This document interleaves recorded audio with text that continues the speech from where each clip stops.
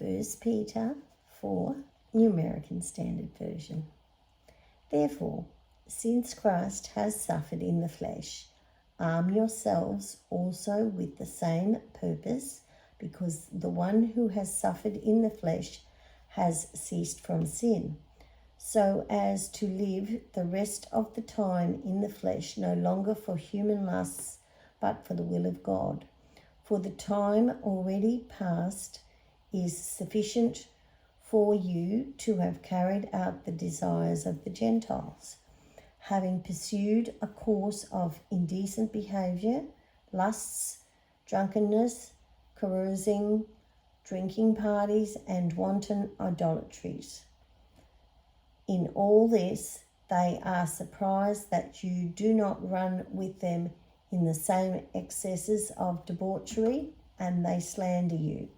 But they will give an account to him who is already to judge the living and the dead.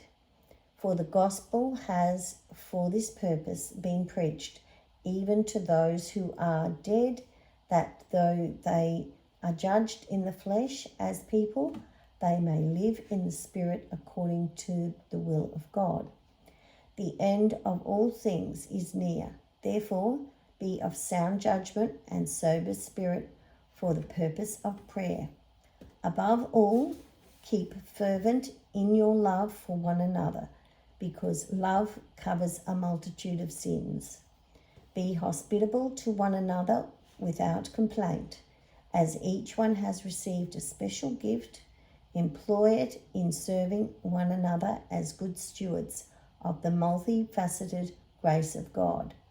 Whoever speaks is to do so as one who speaks actual words of God.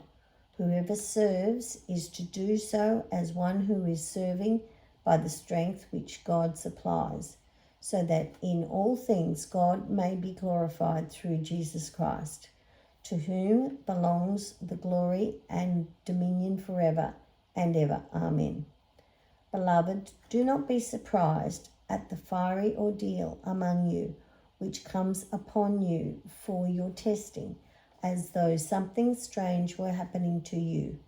But to the degree that you share the sufferings of Christ, keep on rejoicing, so that at the revelation of his glory you may also rejoice and be overjoyed.